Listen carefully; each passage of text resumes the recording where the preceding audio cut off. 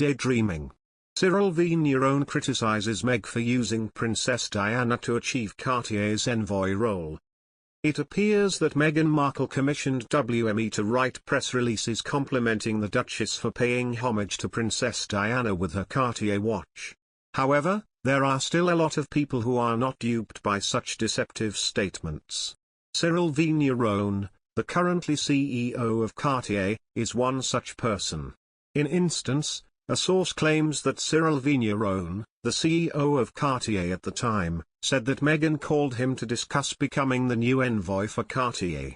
He claimed that Meghan revealed her arrogance when the Duchess believed she could use Princess Diana to become a fashion icon. How repulsive. He flatly refused and also expressed his sympathy to Prince William after hearing about Sussex's staged car chase. Harry and Meghan are horrible and pathetic people to use the most painful part of Princess Diana's death to garner sympathy. It must break Prince William's heart to watch Harry and Meghan once again use his mother's tragic death for personal gain. Their fans are twisted, they think they own Princess Diana's memory and attack William with lies. Princess Diana was first seen wearing Cartier's Tank Louis Cartier watch during the 1980s, when it is believed to have been gifted to her by her father, the 8th Earl Spencer. But it was following her divorce in 1996 that she began to wear her gold Cartier Tank Française watch, replacing the Patek Philippe timepiece that had been gifted to her by Prince Charles. The Cartier Tank is the French Maison's most iconic watch, famed for its timeless design and elegant silhouette. Rachel Garahan, British Vogue's jewelry and watch director, explains. Princess Diana frequently wore the classic design with a black leather strap. For more formal occasions she opted for a jewel-like gold Tank Française. It was based on the original Tank but has a more angular design and an integrated metal bracelet. Diana's Tank Française is now worn by Meghan, the Duchess of Sussex, after it was inherited by her husband, Prince Harry.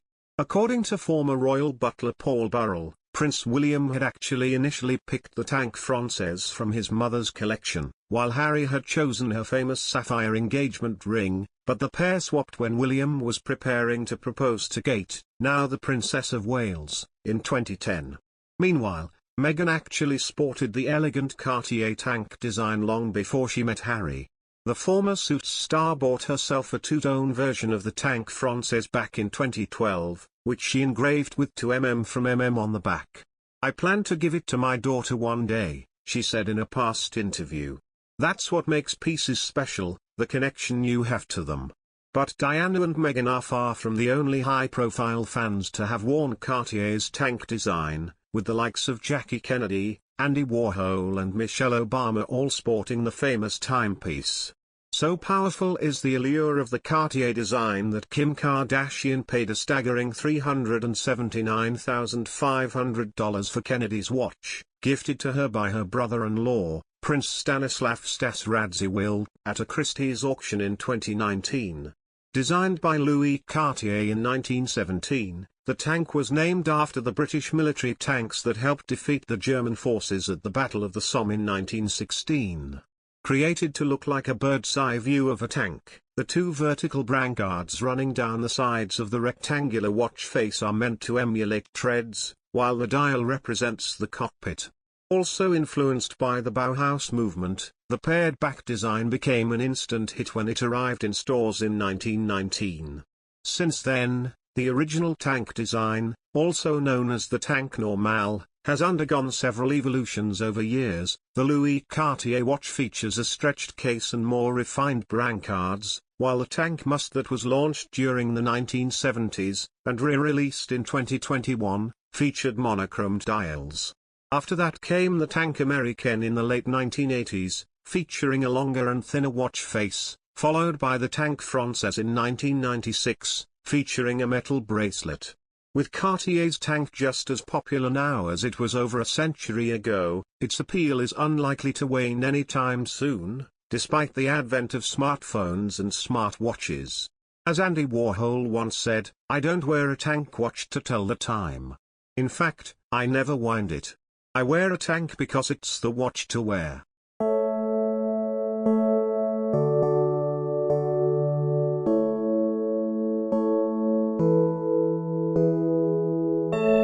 In the fire of a city with five shares.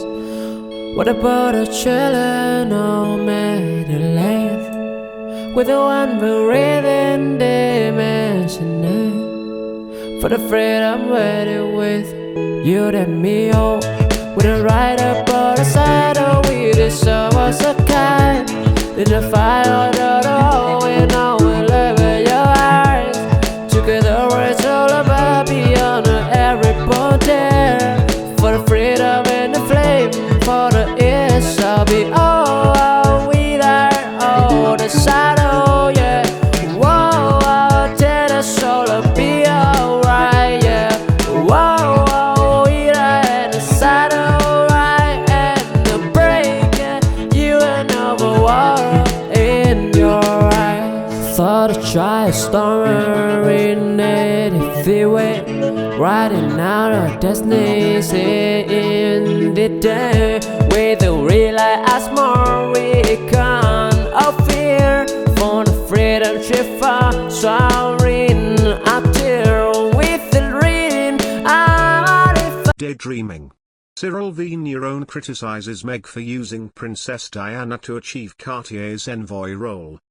It appears that Meghan Markle commissioned WME to write press releases complimenting the Duchess for paying homage to Princess Diana with her Cartier watch. However, there are still a lot of people who are not duped by such deceptive statements.